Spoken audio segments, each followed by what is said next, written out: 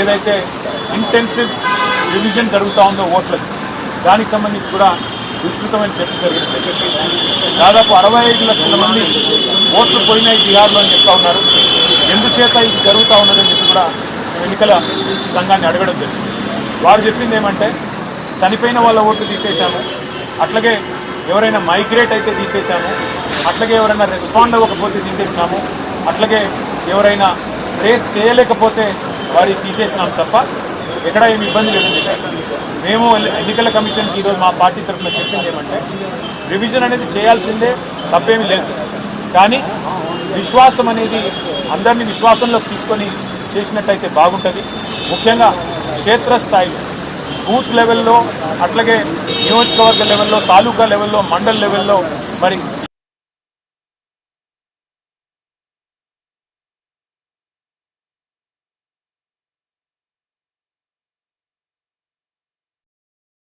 అఖిల పక్షాన్ని కూడా భాగస్వామ్యం చేసి పారదర్శకంగా ట్రాన్స్పరెంట్ గా చేస్తే ఇట్లాంటి అపోహలు రావు, అనుమానాలు రావు. లేకపోతే తప్పకుండా అనుమానాలు వస్తాయి. మీరు క్షేత్రస్థాయి నుంచి ఒక స్టాండర్డ్ ఆపరేటింగ్ ప్రొసీజర్ పెట్టి అన్ని పార్టీలను, అఖిల పక్షాన్ని కూడా ఇన్వాల్వ్ చేయండి. మాకు బూత్ లెవెల్ కమిటీస్ ఉన్నాయి. అన్ని రాజకీయ పార్టీలకు బూత్ లెవెల్ కమిటీలతో అవసరమైతే ఒక అఖిల పక్షాన్ని ఏర్పాటు చేసి కింది స్థాయి నుంచి రాష్ట్ర స్థాయి దాకా, అంటే రాష్ట్ర స్థాయిలో ఉండే చీఫ్ ఎలక్టరల్ ఆఫీసర్ ఎవరైతే ఉంటారో వారు, జిల్లా స్థాయిలో కలెక్టర్ గారు, తాలూకా స్థాయిలో ఆర్డీఓ గారు, మండల స్థాయిలో ఎండీఓ గారు, మరి గ్రామ స్థాయిలో ఒక వీఆర్ఓ గారు, ఆ రకంగా ప్రతి స్థాయిలో అఖిల పక్షాన్ని ఇన్వాల్వ్ చేసి అన్ని పార్టీలు ఇన్వాల్వ్ చేసి మీరు గనక ట్రాన్స్పరెంట్ గా ఎవరెవరు ఓట్లు తీస్తున్నారు. ఉదాహరణకి ఒక ఊరిలో ఒక 100 ఓట్లు పోతున్నాయి అనుకోండి. ఏ 100 ఓట్లు పోతున్నాయి, ఏ కారణంతో పోతున్నాయి, ఎంతమంది చనిపోవడం వల్ల తీసేసినారు, ఎంతమంది అక్కడి నుంచి వేరే దేశానికో వేరే పట్టణానికో మరి మైగ్రేట్ కావడం వల్ల తీసేసినారు.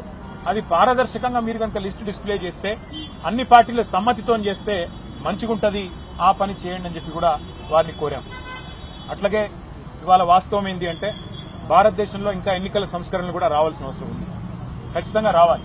ఇవాళ ఎన్నికల్లో ఖర్చు విషయమే గాని, ఎన్నికల్లో ప్రలోభాలు పెట్టే దొంగ మాటలు ఇచ్చి హామీలు ఇచ్చి ప్రలోభ పెడుతున్న పార్టీల విషయమే గాని, వాగ్దానాలు అమలు చేయకుండా ప్రజల్ని వంచిస్తున్న వాళ్ళ విషయంలో గాని చాలా విస్తృతమైన చర్చ ఇవాళ ఎన్నికల కమిషన్తో జరిగింది.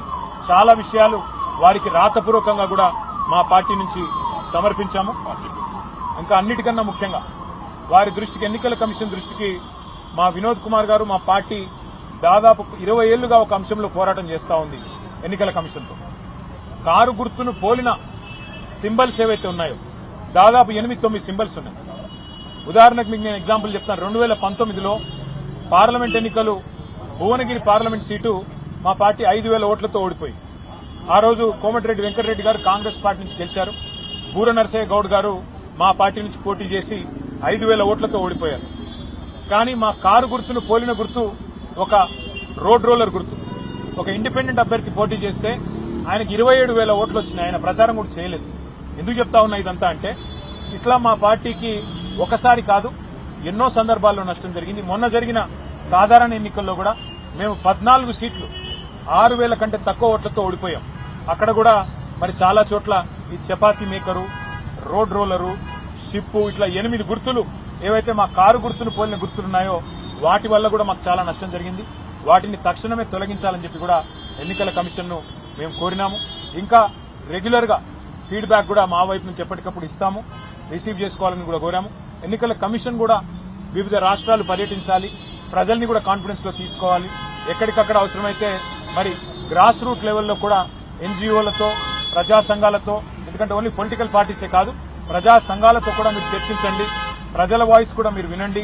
అవసరమైతే దక్షిణాదిలో, హైదరాబాద్ లో, మరో చోట, మరో ప్లేస్ లో పిలిచి అందరినీ కూడా మాట్లాడించి వాళ్ళ అభిప్రాయాలు కూడా తీసుకుని సంస్కరణలు తీసుకొని రావాలి అని చెప్పి మా పార్టీ తరఫున వివరంగా చెప్పడం జరిగింది.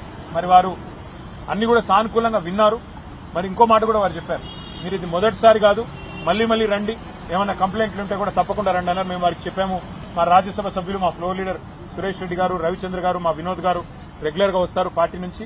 ఇష్యూస్ ఉన్నాయి, రిజాల్వ్ చేయండి, తప్పకుండా కాన్ఫిడెన్స్ బిల్డ్ చేయండి. అంటే భారతదేశంలో ఉన్న ప్రజల్లో అనుమానాలు ఏవైతున్నాయో ఓటింగ్ ప్రక్రియకు సంబంధించి, ఈవీఎంలకు సంబంధించి వీటిని నివృత్తి చేయండి, ఈవీఎంలను తొలగించండి, రివిజన్ అనేది పద్ధతిగా పారదర్శకంగా చేయండి అని చెప్పి నొక్కి చెప్పాము.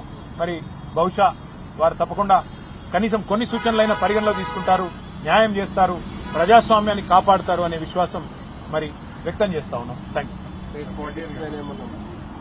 మళ్ళీ మాట్లాడుకుందాం. ఇవాళ జాతీయ స్థాయిలో ఎంత బ్రహ్మాండమైన బీహార్లో జరుగుతున్న ఎన్నికల సవరణ ప్రత్యేక జాబితా ఉంది. దేశవ్యాప్తంగా పెద్ద ఎత్తున అన్ని పార్టీలు ఆందోళన చేస్తున్నాయి. సుప్రీంకోర్టులో కూడా చేస్తున్నారు. ఈ విషయంలో అంటే మీరు ఇవాళ ఎన్నికల కమిషన్ తీసుకెళ్ళి రాబోయే రోజుల్లో ఈ అంశంలో ఇతర పార్టీలతో కలిసి పనిచేయడం కానీ లేదు న్యాయస్థానాన్ని ఆశ్రయించడం కానీ ఆ రకంగా టీఆర్ఎస్ కార్యాచరణ ఉండే అవకాశం ఉంటుంది. ఇవాళ బీహార్లో జరిగిన దానిలో ఉన్న లోపాలు కనుక మనం అరికట్టకపోతే రేపు తెలంగాణలో కూడా జరుగుతాయి. కాబట్టి ఇదొక బీహార్లో ఉన్న రాజకీయ పార్టీల సమస్య కాదు, ఈ దేశంలోని అన్ని రాజకీయ పార్టీలు ప్రజల సమస్య. ఎందుకంటే ఇంతకుముందు మేము ఎలక్షన్ కమిషనర్ గారికి ఒకటే చెప్పాం, సార్ మీరు ఎవరైనా అనర్హుడికి ఒక ఓటు వచ్చినా పర్వాలేదు, కానీ అర్హుడు ఒక్కరు కూడా ఓటు కోల్పోవడానికి వీల్లేదు. ఆ సూత్రం పాటించండి.